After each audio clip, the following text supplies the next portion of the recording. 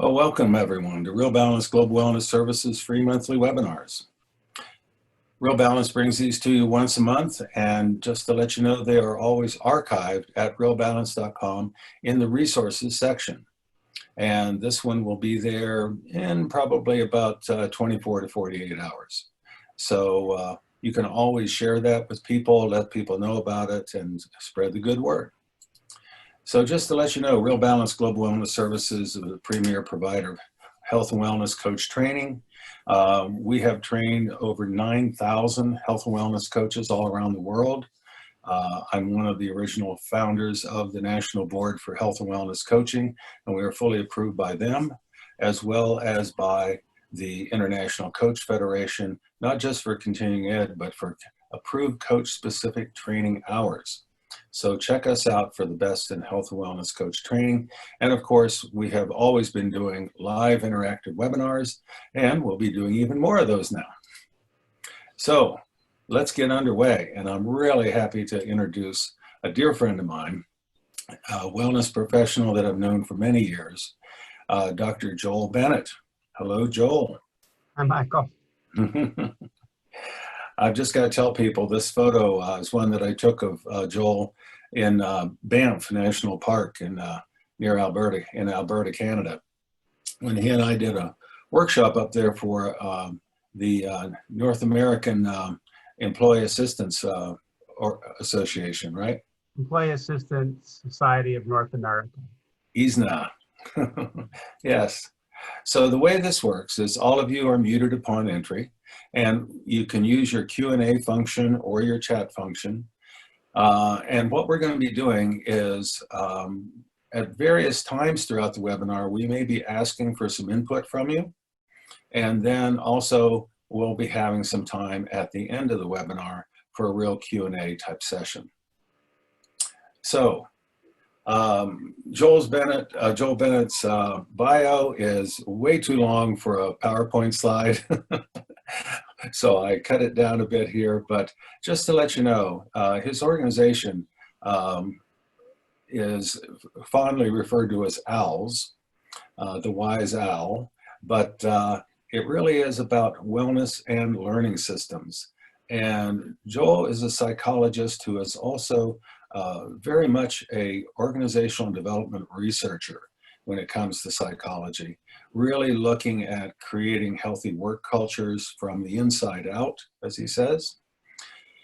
And just to show what a busy boy he's always been in that regard, over 30 peer-reviewed research articles, co-authored or authored 5 different books that you can see there. Probably Raw Coping Power is one of the best known, but so is Heart-Centered Leadership and so forth. And I would say beyond that, he is just a delight to have an endless conversation with. And we will try to contain ourselves and stay focused here today, because he and I can kind of catalyze each other all too well, as we know. So anything that you want people to really know about your organization, about OWLS, and what you do there? I think we should just get started and experience it. That's my thought. So. Okay. All right. So tell us about this topic. You know, we're talking about resilience coaching. And resilience is this term that gets used and abused all over the place. The standard joke is the manager at work comes to you and says, well, you can handle more workload. You've had resilience training. Tell us more of what you mean by resilience. Well, I have a few slides that will go more into the definition of it. Okay. But the reason that I start with this slide is that I think that there's too much of a tendency in our culture to put resilience inside the individual and not in the community. And this is a slide that we've used, is actually a workshop we did. And my experience working with many clients and organizations is that the resilience of the community is very important and powerful and unrecognized often. So I just wanted to start with that. Very good. Very good. So when you're talking about wellness and health and how it all fits in here, tell us a little bit about this concept. Right. Well, the title of this talk was Resilience Coaching, and I'm going to be providing a resilience coach training through working with Michael in a few months. And I talk about it as the sweet spot between wellness and mental health and wholeness. And this is a slide, I'm not going to have the time to go into it into depth, but I think that when we talk about mental well-being and people's reactivity to stress, whether it's a hassle or like what we have now, a crisis, that reactivity does require being healthy and well, but it also requires wholeness. And by wholeness, we mean bringing all the different dimensions of well-being together: emotional, social, intellectual, mental. And so I believe that resilience coaching and working with the resilience tools that I'll be talking about really touches into that intersection between all of those different areas. And that we, as a traditional set of professionals, often tend to focus too much on health and wellness, and we need to focus more on well-being and wholeness. Yeah, that's an interesting separation. A lot of times, I think it's a couple of terms that are, well, misunderstood individually and then misunderstood in contrast to each other. But that's interesting how you've defined them here. Yeah. So, yeah. So the reason I put this slide up is that this was a chapter I did with Lois Tetrick back in 2013.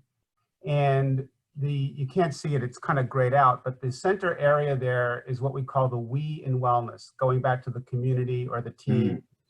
And what you'll see on the left-hand side is a level of focus, individual, group, or organizational. And on the bottom is whether it's a program effort, an environmental strategy, or policy support. So just so everyone knows, my background is in occupational health psychology. I do a lot of work with organizations to promote that community that I talked about earlier, to create that healthy work culture. And what this slide shows is that if you'll notice, the focus where most wellness, and this is of course arguable, but for the most part, we tend to focus on making programmatic efforts for individuals. That is the lower left cell. That's where that's where coaching comes in. That's where most of workplace wellness comes in. And it's where we tend to commoditize, if you will, our approach to wellness. If you look at the top center though, I work with safety professionals, health and safety professionals, some people who are working in ergonomics and so forth. And that's the other tendency, is the focus of health protection, not health promotion. And so the issue that I see over and over again is that we tend to neglect the group at the meso level, not the individual level, the micro level, or the organizational level, the macro level.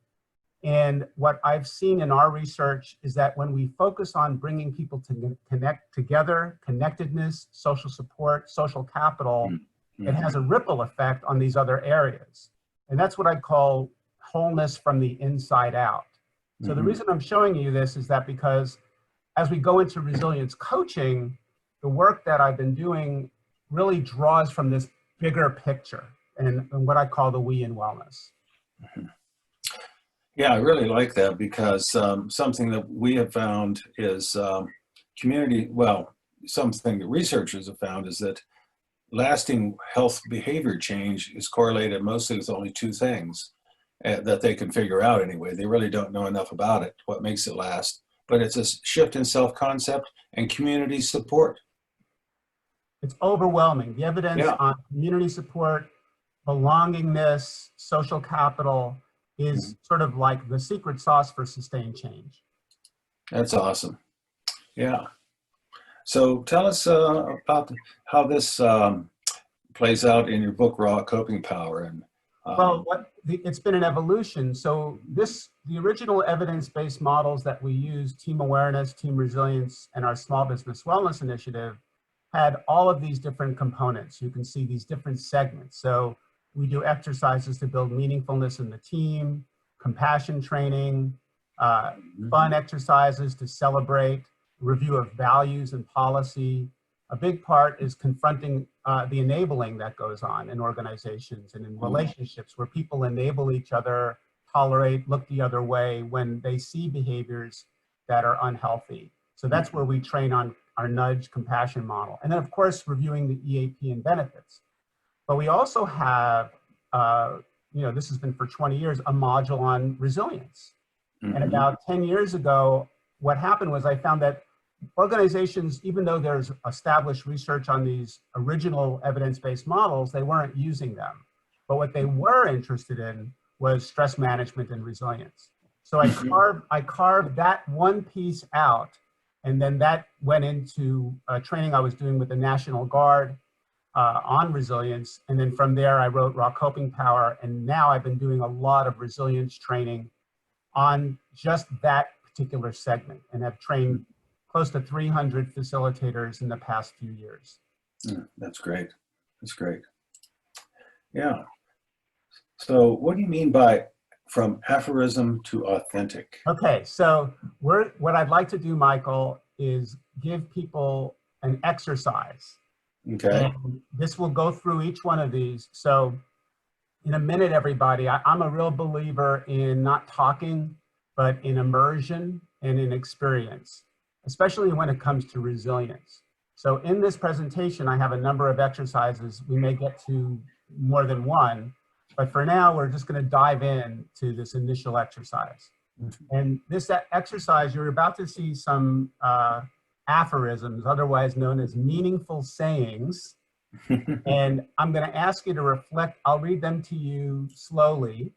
And I'd like you to reflect on whether or not they apply to you and whether or not you've ever used them. And after we're done with them, I'm going to have you in the chat box, I think, right? Or I think the chat box, should you decide to participate, tell us what your favorite one was. Or if there's another one that's your favorite, please go ahead and share that. Is that okay, Michael? They can all see each other's chat. Is that correct? Oh, yeah. Yeah, chat's quite available.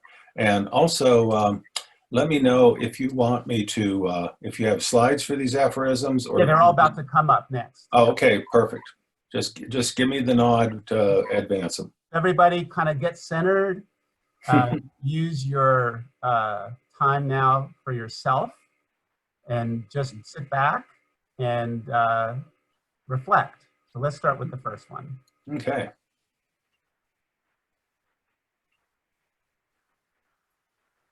So this one, when life hands you lemons, just make lemonade.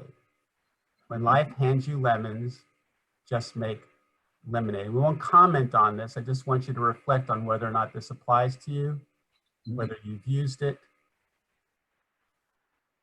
What doesn't kill you makes you stronger. What doesn't kill you makes you stronger.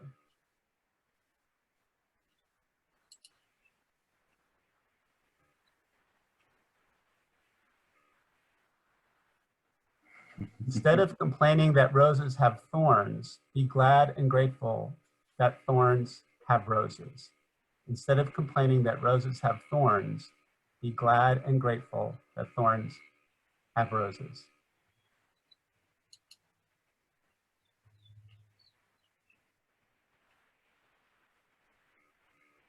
It is by going down into the abyss that we recover the treasures of life. Where you stumble, there lies your treasure. Where you stumble, there lies your treasure.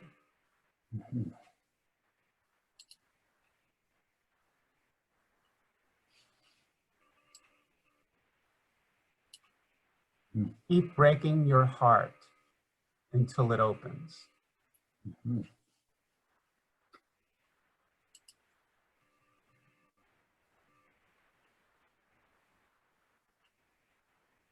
It is perfectly fine to bloom where you are planted.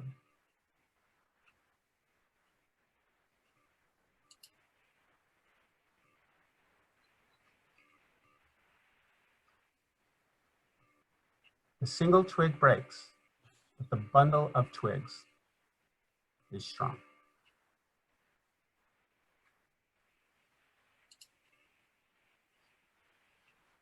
So here you have the ones that we just did. So just go ahead and in the chat box, tell us if you feel like it or just note for yourself. And we'll see what people say. And at Michael, maybe we can call on one person to comment or add a little more comment if you want on why you chose this. Mm-hmm. Sure. You know, what is it about that particular one that speaks to you? And this is an example of an exercise that we use in our resilience work. Mm-hmm. So it's one thing to be, okay, I like it, but why do you like it? Mm-hmm. What is it about it that resonates with you? And most importantly, what is it inside of you that it resonates with? Mm-hmm. So that last question is the key question. What is it inside of you that aphorism resonates with? Mm-hmm. What is being called forward? So maybe we can pause for a moment and see what some people say. Yeah, we're getting a lot of responses there in the chat. And there's a couple of people mentioning why they like it. Let's see. Oh, let me go ahead and go back here to the list. There we go. Okay. So let's see. One that I saw an explanation for was by Dolly Reeves saying, I like the bundle of twigs one because it reflects the importance of the support of others.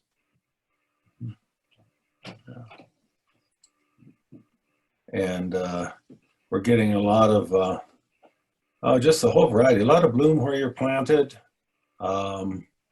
There's a few with, you know, the bundle of twigs. There's some here that, let's see, here's one. It's perfectly fine to bloom where you're planted. For me, this is about being content and finding purpose in the current situation. That's great. Mm-hmm.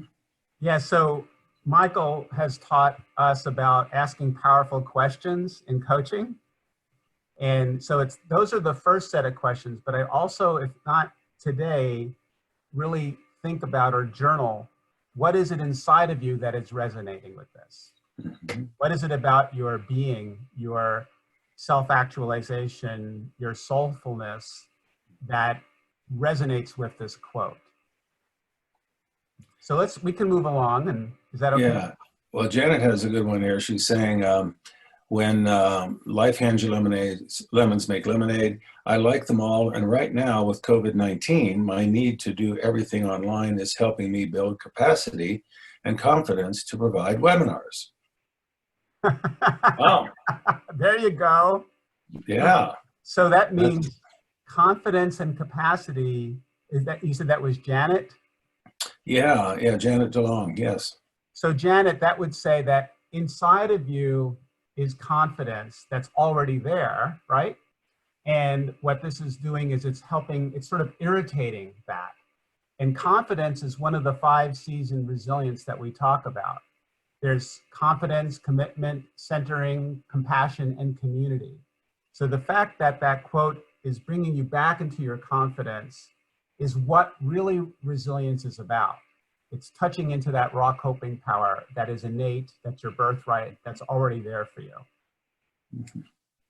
And getting at that same thing, Shaughnessy Stevens says about the lemons and lemonade, it's an approach that supports how I was raised. It's looking at the positive and also culturally and racial experience. This is the people I come from. We had adversities and we continue to overcome. Beautiful. That's beautiful. That's powerful.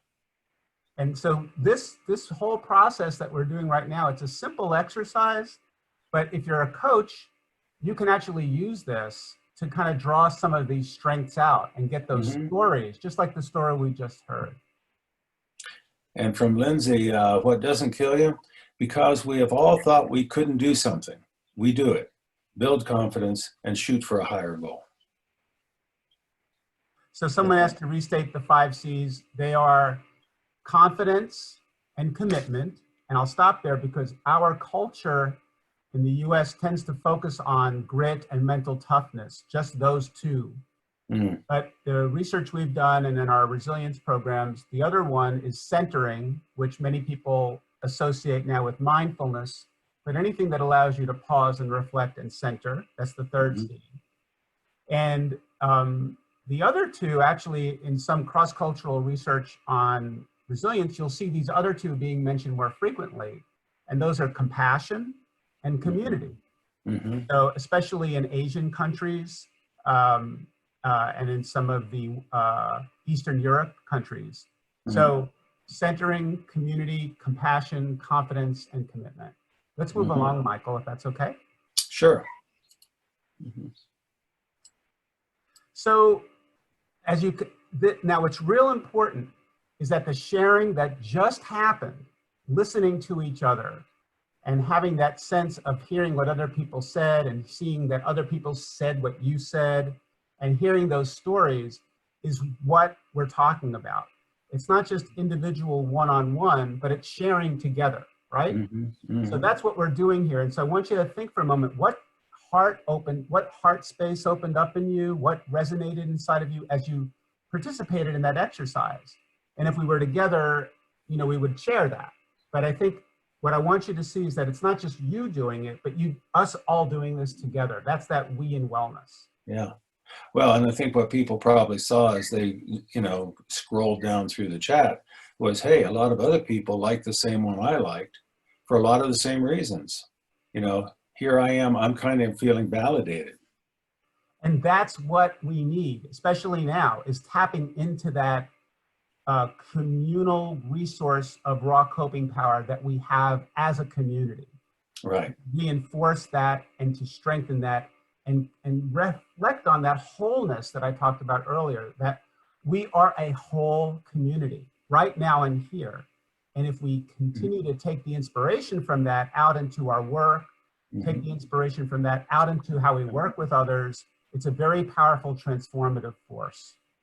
So when a coach is trying to build resilience in themselves, or when they're working with a client, what you're kind of saying is, don't just focus on that mental grit and toughness, you know, toughen up type of thing. You know, when the tough going gets tough, the tough get going and all that stuff. Instead, you know, lean into community. See how we can build. How can you reach out? How can you stay connected even in these difficult times? Yes, exactly. And there's another kind of twist to that is that if you notice, everybody would be attracted to a different aphorism. So some people are more inclined toward centering, and some people are more inclined toward community. So it's important to recognize what your inclination or attraction is. And to Michael's point, be careful or mindful that you only just use that one, whatever it happens to be. Very cool. So this is a quote that we use a lot in our training. One sense of separation, that I'm separate from you and the rest of the world, so my well-being is separate from yours, is the fundamental delusion that needs to be overcome. And I will say that the virus is causing many people strife. It's a very fretful time. And, you know, I've asked some of our facilitators, what, if any, is a silver lining in this? And many people have shared that the silver lining is that it allows us to start to realize the truth of this quote, that we're really not separate from each other. We've never been separate from each other. Right. And we walk around as though we are separate from each other. And so the silver lining that the facilitators who I've worked with have said is that this is a chance for us to really wake up to our common humanity, which is fantastic. So the next set of slides, unless there's a comment or question, I'm going to kind of go into some definitions and some key ideas about resilience for people to reflect on. I actually don't like to use the word resilience in my work. I use instead resilience to thriving. That resilience is only valuable insofar as it functions us to go to another level. That you'll see as we go through here that is it a landing pad for trauma or adversity, or is it a launching pad for thriving? And the truth about resilience is that, you know, it's not just bouncing back all the time, but in that process, you're learning something. And it's sort of like people say, everybody talks about social connection now. You know, connection is everything. Well, connection for what? What is it that we are connecting for? What is resilience for? Yeah, that's a really great point, because, you know, even connection, if you get together with a bunch of people and just use the good old term, you just kvetch, you know, what does that serve? You know, we're just sitting here griping and growling about how life's so terrible, and then you die. That's not something that builds any direction toward thriving. Yeah, there's the misery loves company. Yeah, right? There's an aphorism. but I like to say company loves transformation. There we go. That's what we're talking about. Well, just cue me to move through these for you. Yeah, you can go to the next one. So this is another example. Resilience is overrated. Who wants to just bounce back? Let's get some forward momentum, guys. Yeah. It's the same idea, you know? Resilience is not invincibility. I'm sorry, but we're really looking for someone who can see through lead. This is my favorite that I like. So resilience is not only is it not about invincibility, it's something that can be taught. And my friend here, Humpty Dumpty, is my really good old pal, and he's now a motivational speaker. And if you have children at home, you can tell them the rest of the story. Do you know what happened to Humpty Dumpty? So here he is. I'm laying there in a pool of my own, and all the king's horses, all his men, useless. I knew then I'd have to put myself back together, and you can too. There we go. We also do work on resilient leadership, and there's actually quite a bit of research on resilient leadership. And one of the key qualities, and it goes back to that authentic piece, that authentic community, is that resilient leaders are open to feedback, they're humble, and guess what, Michael? They're coachable. Thank goodness. There is hope. They continue to ask for feedback throughout their careers. So it's important to also understand the specialness of leadership. And this is another one. Resilience in leadership requires a willingness to see new patterns with the team. And if you listen closely to the news and what's happening, listen for whether or not you're hearing leaders look for new patterns right now, and whether they're looking for new patterns with others or just by themselves. And that the crisis, again, I really want to acknowledge that it's a very difficult time for many people. People are dying. And when I talk about silver lining, I do not want any way to minimize that. I just want to emphasize that as we learn as resilient coaches to look for these things that are happening, and whether or not you yourself are being a resilient leader in your family, are you bringing people together? How can we look at this differently? What are some new patterns here? What can we pull together? So that's another quality of resilient leadership. It brings in that all of the C's: community, centering, compassion, commitment, by being willing to hey, maybe there's something new here that we can work with. Well, you know, something that I'm always teaching coaches is to look for patterns in someone's behavior, attitudes, beliefs, and in their speech and the way they talk about their situation. Because quite often when you identify those patterns, it really provides sometimes a profound insight for a client that allows them to see a connection, understand something, and then make a change. Exactly. Yeah, it's a mental rewiring. It's actually some neuroplasticity that's happening with this. Yeah, awesome. Now this one is especially important. because I don't know who's on the call in terms of your cultural or ethnic background, but I would invite you to comment on this one, that trauma and adversity can be linked to exposures due to culture or race. Different groups experience resilience in different ways. Mm-hmm. Our resilience grows by learning from and celebrating our diverse strengths. And so multicultural wellness, the trauma that different racial groups have experienced throughout history and in the United States, make those groups very, what I would say, special in terms of how they have been able to navigate and build resilience in their communities. And that if we only focus on my individual resilience without tapping into ancestry, without tapping into our grandparents, without tapping into our culture. Mm-hmm. So if anyone wants to comment on how their own background influenced that, someone actually did earlier.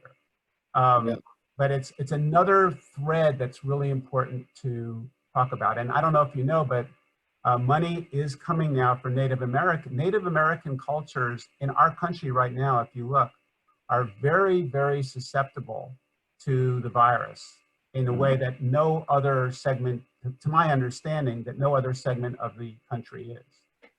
And so I just want to point out that that we need to be mindful of these backgrounds and not act agnostic to them, because culture or race has a very, very powerful role to play in resilience. And here's Janet saying, the difference in cultural values necessitates a coaching or bottom-up approach to ask a person and community their values and what steps they might want to take in their journey. You know, I think something that coaching has going for it, if you're coaching well, is it is not a top-down type of thing. It is honoring that person's reality and their experience, and helping your client, having your client really educate you about their experience, and, you know, strategizing and drawing upon the strengths and resources and ideas and the realities that they're up against, but also to draw upon, like you're saying, Joel, you know, how can I reach back and be inspired by my grandfather that immigrated from Lithuania in 1900, you know, that probably came over with hardly $1 in his pocket, you know? How can I be inspired by my Lithuanian grandmother that came over and, you know, got a job at the Heinz factory in Pittsburgh, and, you know, what did they go through, you know? Yeah, yeah, Shanice is saying, I think there's a lot of great comments here. Shanice said, we can learn about how people celebrate and learn from racial diversity experience with adversity. I think that is powerful. When coaching, I at times will reflect, what did they learn from parents, or how they address barriers or when things getting in the way. It honors the tools they already have. And that is the word, honor. Yeah. I will tell you, working with the military, that the word honor is there because of resilience. That when we're in a culture where leadership does not honor, and where honor is not brought forward as a value, we are at risk of losing resilience. So that honor, Shanice, is exactly what we're talking about here. Wow, that's great. Let's move along. Good stuff. Yeah, there's some great comments here. You know, please, everybody, take the time to read all of them. You know, want to move along here? Yeah, because maybe we can have another exercise if we can. Yeah. So I will just say that listening from the compassion part is such a core feature of resilience. In every training we do, we spend a lot of time with listening exercises, really listening. So let's move along. And what we really need to listen to, and I would encourage you all to do this, is your own resilience story. That is each of us, everyone on this call, and you can see it's starting to come out in the chat, right? So this is why I talk the sweet spot of resilience and mental well-being, because mental well-being has everything to do with drawing on the strengths from the challenges we have faced as a child and the challenges we faced through different transitions in our life. And the stigma that exists in many cultures that keep us from talking about that make it difficult for us to honor, right, that story in ourselves. So we want to take time to share our resilience story to someone who really listens to us. And that's something that mental health therapists are doing all the time. That's what they're doing. But as a coach, you can do that as well, right? You can also listen for people. Tell me about a time when you overcame a challenge. Right. Yeah, you know, and when you're talking about people, you know, just improving their lifestyle, a lot of the coaching that wellness coaches do, I'm always teaching that a lot of your clients have already been successful. You know, they have been successful at making these changes. And then whatever happened in their lives that threw them off track. So how can you really reinforce what worked before and build upon it? You know? Cynthia makes a great comment. People will be more apt to share their story if we share our story. Yeah, and you know, that's where learning about how to use self-disclosure in coaching is a really important skill. You know, the key is to share it, have a rationale for sharing it, and then real quickly put it back to the client and ask them about their reaction to what you shared. Take the spotlight off you and put it back on them. Let's move along, because I know we want to leave time for people to do Q&A. Yeah, we really have to watch the clock. We've got a lot. I'm not going to go into this, but the core piece of this slide is that when you have a resilient story to share, and this is in our book too, what's the pivot point? In your life, where was the pivot point?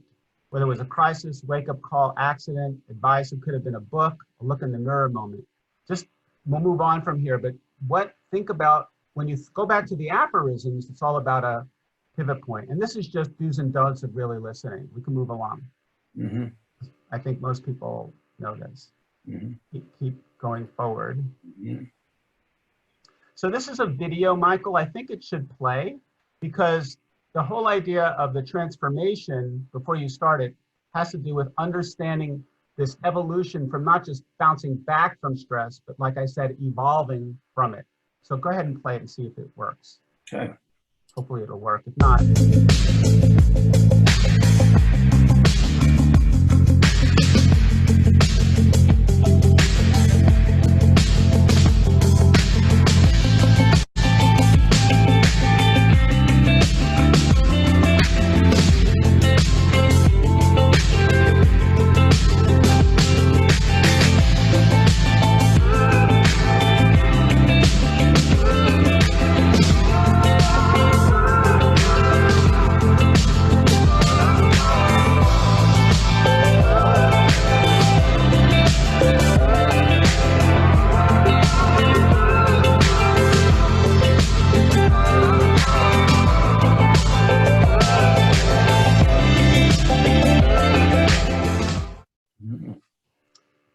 So quickly, what most cognitive behavioral approaches use is gets us through the SEC part.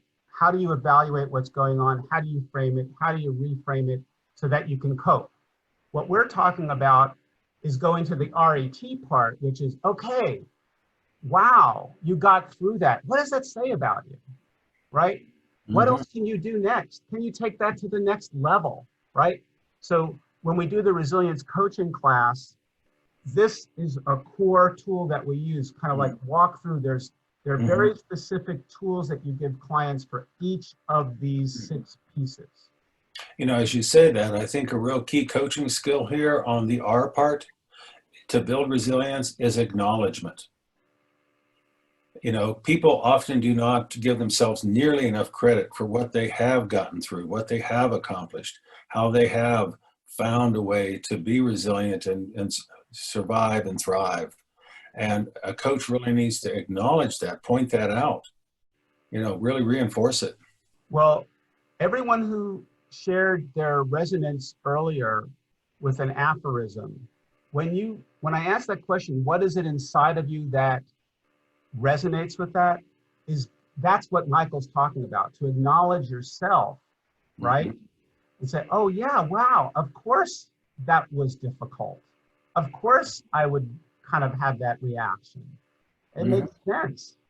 So that, that acknowledgement, someone mentioned, thank you for validating my Rogerian approach. Yeah, that's right. That's right. Whoa. Okay. So the next piece is, and then I think, there are more tools that we have here, but I want to see if people have questions. Yeah. The value of resilience is directly proportional to the degree it increases our health consciousness. And what that health consciousness is, you can see this happening right now, that with the virus, people are being called to be more health conscious, right? So when I went to church last week, I'd come back from being in Washington, D.C., people came up to me and I put my, hands out. I said, no, don't come near me, right? And to make sure that there was this idea that I'm being responsible, right? And so we are being called to be health conscious at the same time that we're being called to be resilient, right? Yeah. And it's so important that you can't have one without the other. And the idea of health consciousness, we have an exercise that I can do, but I think we can pause here and see if there are any questions before we move on, or if that's okay, Michael, what do you think? Sure. Marcia is asking, so when you say health, it could be physical or mental health? Oh yeah, social, emotional, physical, any area of health. That goes back to that wholeness again. Yes. Exactly. Yeah. I think, kind of angling it here toward coaches. Health consciousness, maybe you'll be getting into this, but tell us just what you mean by that. Is it a sense of one's own wellness?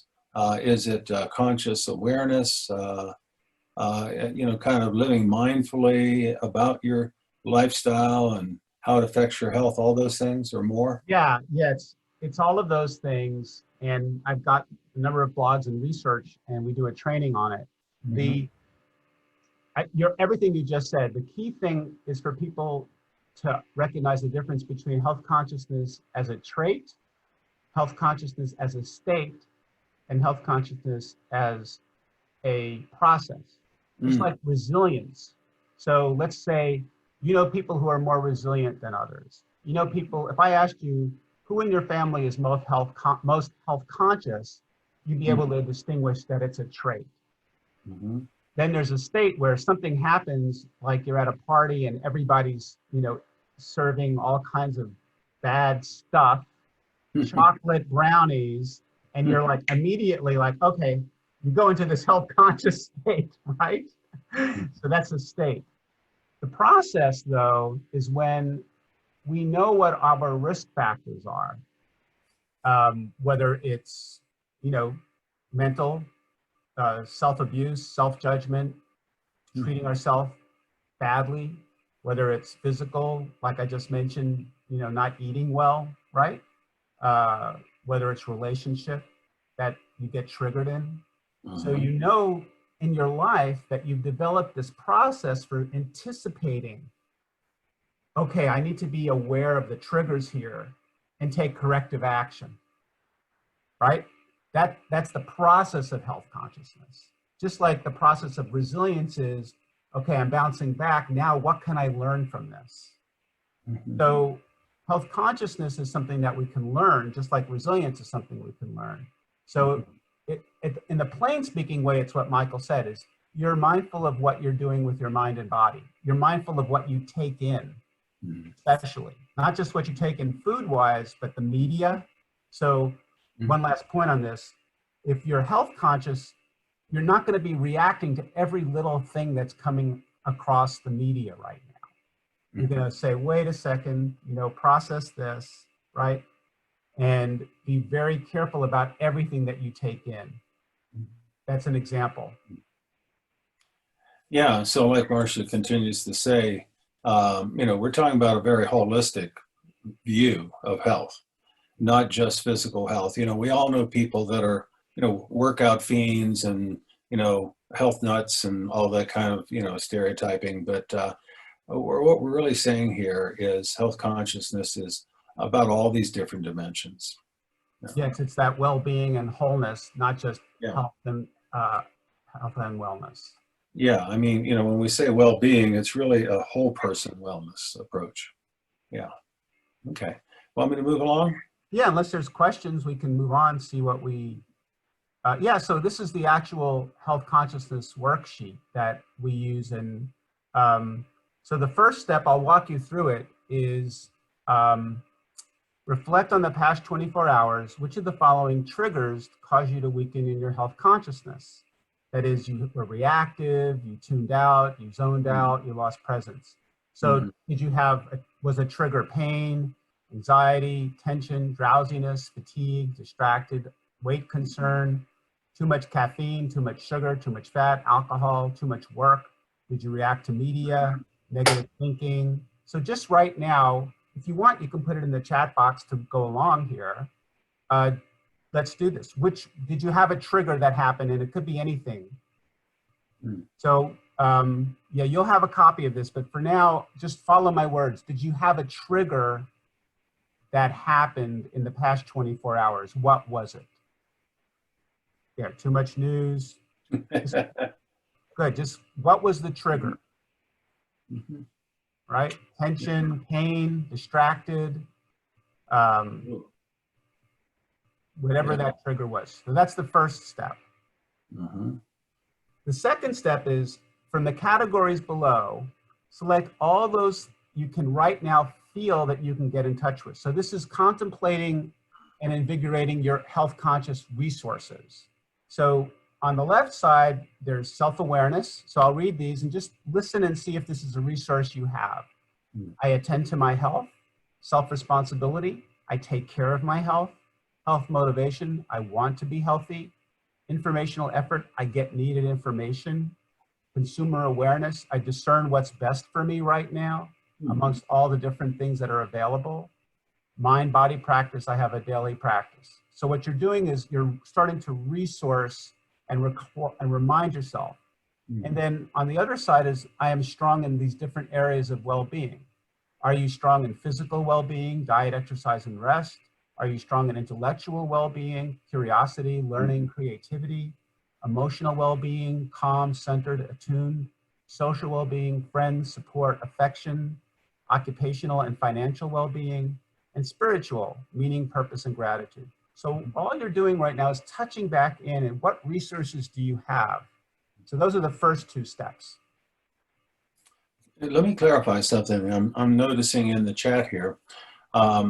When you're saying a trigger causing you to weaken your health consciousness, I don't think you're saying, when natural human emotions emerge, like people have talked about, the news that someone they cared about, died from the virus. That's the, emergence of grief and pain and, all that kind of thing. That's not necessarily a trigger that weakens your health consciousness. No, it's not. In that case, that would not be. It's an individual decision. You can have grief, right? Yes. And experience it and still be conscious through it. Yeah? In fact, I would argue that grief sometimes increases our health consciousness. Does that answer your question, Michael? Yeah, I think it's just important for people to distinguish. I think what you're talking about here is when you kind of get, I would call it kind of getting knocked off center in terms of the way you live your life, in terms of your health habits and health awareness, and what's healthy for you, whether, like you said, whether it's food or whether it's interpersonal relationships or whatever it might be. Yeah, there's not a day that goes by where I don't get triggered, right? Where Yeah. I don't like cringe or react, right? And I tune out or zone out or so that's what we're talking about. And it can happen in any number of ways. Well, I think what's important here is step number two. You know, the whole idea is we all get knocked off center. I talk about center rate recovery, and just like heart rate recovery, that is, how quickly can you come back to center? And you're saying here, let's draw upon some of these things down here in number two, all these things that invigorate your health conscious. Exactly. Let's go to the third step.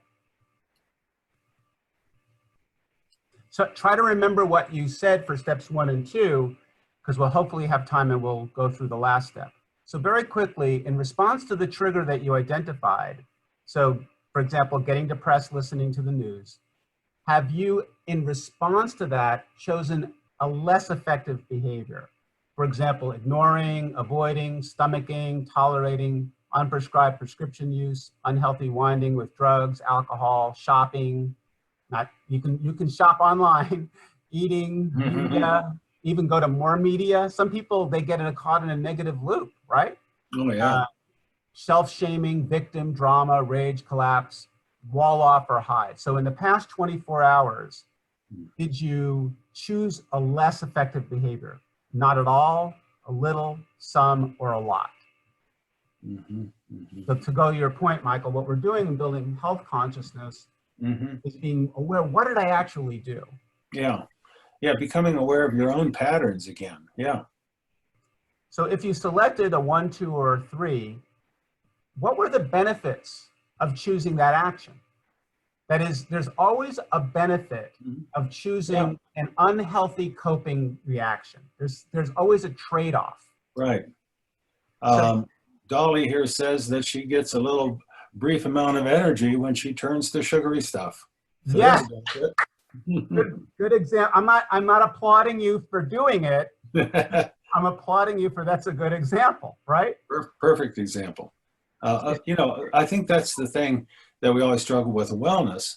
A lot of the things that in the long term work against us, in the short term, wow, they're pretty cool. They're enjoyable, you know, you got that immediate gratification. Yeah, it's that tension release that we talk about. Yeah. And it's human. There's nothing wrong with it. It's all but health consciousness as a process is to not go into shame, but to say, oh yeah, I'm doing that, and to notice it. Step 4, now commit to a healthy alternative or specific action to support your empowered health consciousness or a well-being dimension. So below are examples of different healthy alternatives. So all of you, given everything that's going on right now, right? I want you to select at least one thing that you will do in the next 24 hours. Reflect on the trigger that you mentioned above and select one that will help you prevent that trigger, right? That is, remember, you're the one who's getting triggered, or help you address the trigger. So it could be walking, meditating, gardening, reading, music, praying, reaching out to a friend, Tai Chi, Qigong, essential oil, taking a bath, whatever it happens to be. So that's the 4th step. Right, right. Okay, we've got about 7 or 8 minutes left here. Let me just show the last slide and then you can, just so people, and you'll get this. Step 5. Yeah, so today, I'll read this and I'll just very quickly, this is where you integrate it all and you'll read these words out loud to yourself.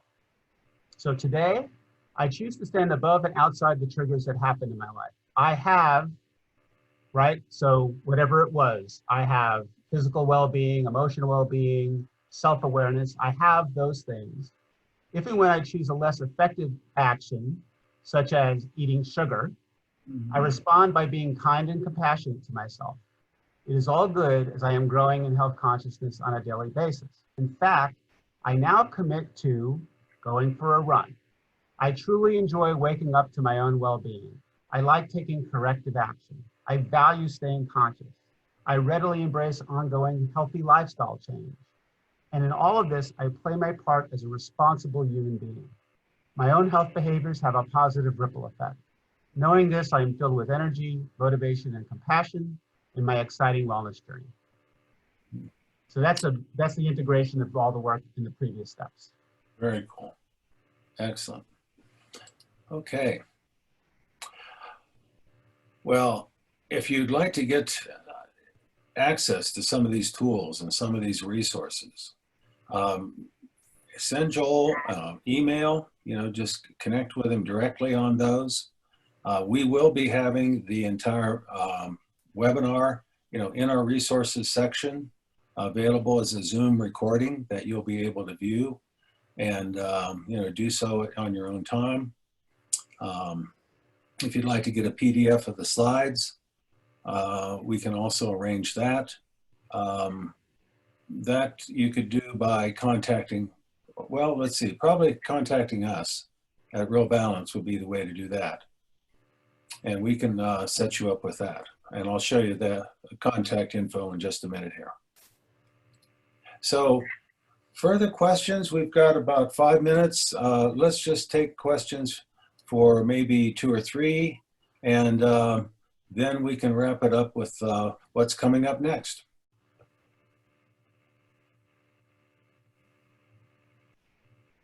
So here's Sheila saying, this is an amazingly concrete tool, so essential for many clients, patients who get stuck in their heads with ruminating about choices, possibilities, past failures, etc.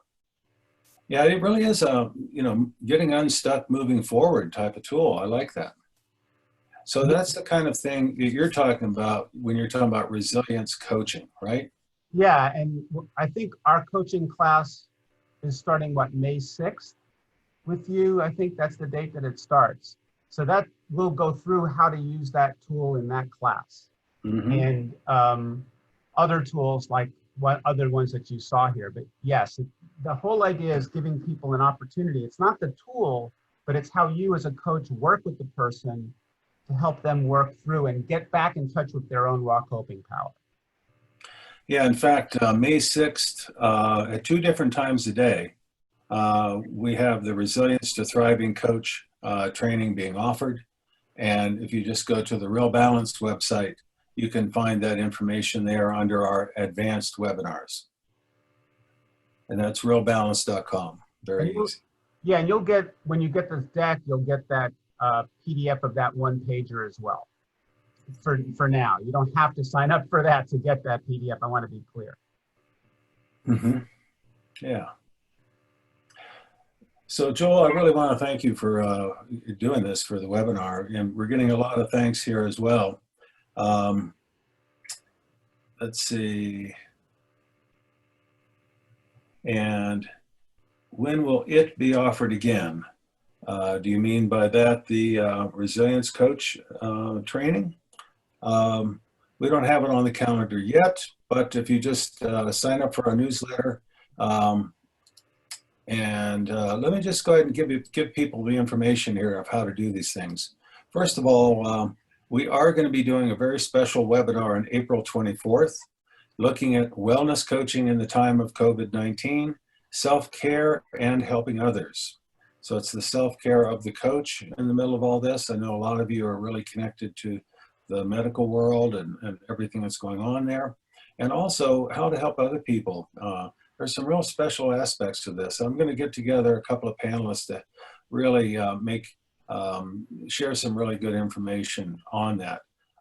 Again, noon at Eastern Time, April 24th. And just to let you know, we are really close to publication now. I've been working closely with my editor at Whole Person Associates, and we are really in the final phase of this. So Masterful Health and Wellness Coaching, Deepening Your Craft should be out within, I would say within a month. That's what we're hoping for. That's exciting, Michael. Yeah, it's very exciting.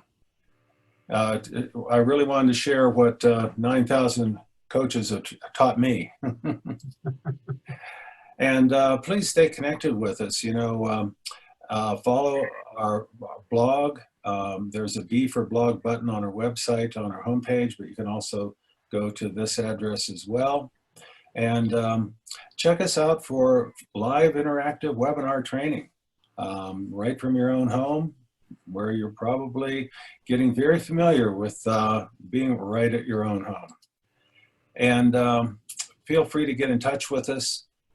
Give us a call, email Deborah for questions that you have and so forth. And this is also how to get a PDF of the slides. And remember, you can connect with Joel more directly to get information from him about the specific tools we are talking about, and for more information about the work that OWLS does. Yeah, just a reminder, next Thursday at noon Central Time, a number of our resilience facilitators and I will be having a free webinar talking about the resilience during this time of crisis. Yeah, so you might want to go to the OWLS website and check out the information about that.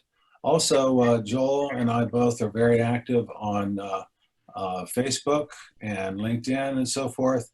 You can probably find posts there about all of this. Okay, we're getting lots of thank yous and talking about how informative it was, how helpful it was. And I think that's one of the beauties of your work, Joel, is that you know how to make learning fun, but you also are always focused on how can it really be useful. You know, I mean, you're one of the people that combines that research brain with the how do you really put legs under it and make it work for people. So really want to thank you again for that and for the work that you continue to do, helping people be healthy and well. Thank you so much, Michael. It's been a joy. Thank you, everybody, for attending, and we'll see you on down the road.